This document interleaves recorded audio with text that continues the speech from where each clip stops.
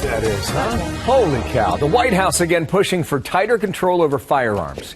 This time it's looking to keep some people who receive Social Security from buying guns. Some people meaning millions.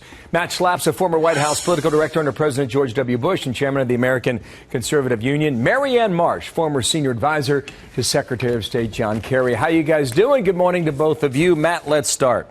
What's going on here? Well, this is very typical of President Barack Obama.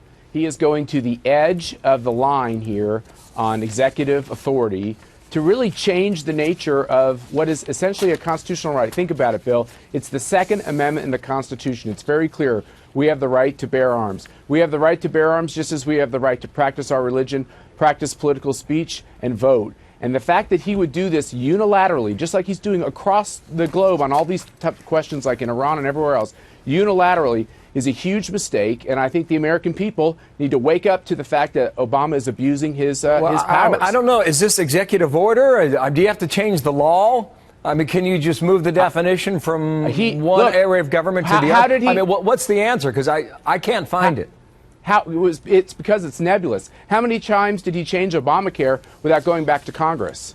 You know, this is the problem with a president that has a different model, and his model is I do it my way without talking to the other party and without talking to Congress. Okay, well, I'm reading here. It can lead us almost anywhere. Yeah, intended to bring the Social Security Administration in line with laws that prevent gun sales to felons, drug addicts, immigrants in the United States illegally, et cetera. Okay, so you say it's executive order. Marianne, what the critics like Matt would say is that this is how the administration continues to chip away at the Second Amendment. Go. This isn't chipping away at anything. This is already the law. So there's no line here. The line is they're making sure that every federal agency with jurisdiction is making sure that everyone's in compliance, period, end of sentence. And by the way, more importantly, it's just common sense. If somebody can't take care of themselves, what on earth makes you think they can take care of a gun? You wouldn't leave a child with someone who couldn't care for themselves, whether it was a parent, a grandparent, a sibling, anyone else. Why would you leave them with a gun? So the real problem here is the Republicans, who did nothing on gun control, nothing about Obamacare, nothing about Iran, nothing about immigration, and these are all problems the American people want fixed, and instead all the Republicans do is complain. Wow, Matt, so they're professional victims. You want to have a crack at that, Matt?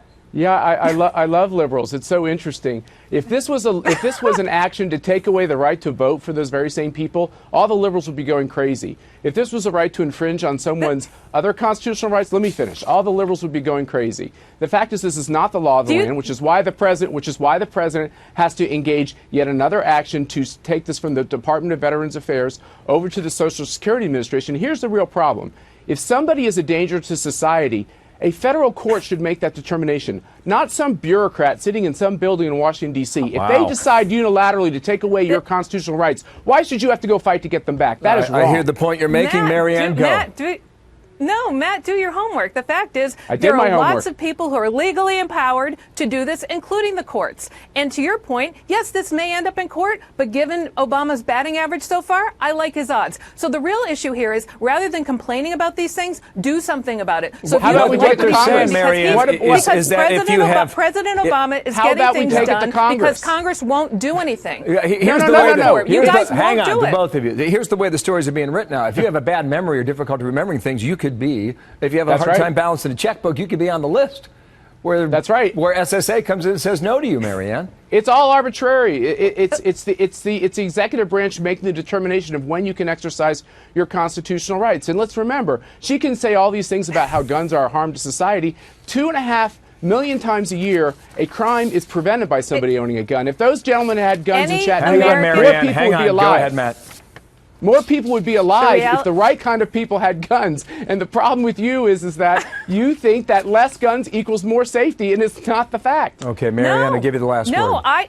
Actually, you're wrong on that. Don't tell me what I think. Let me tell you, as somebody who knows how to shoot and went to a camp where it was mandatory, I'm happy to take you to range any day of the week. The reality is, I want the gun. I want finish it, Marianne. Matt, the reality here is too many people who shouldn't have guns do, and we only need to look at the last few months, weeks, and years of people who had them and look at the injury they did. This is common sense. Any regular person in this country would tell you that if a person can't care for themselves, they most certainly can't care for a gun. You can read more about this. It's on our website at foxnews.com. Make up your own mind at home, in the office, on your mobile device right now. Marianne, thank you. Matt, thanks to you as well.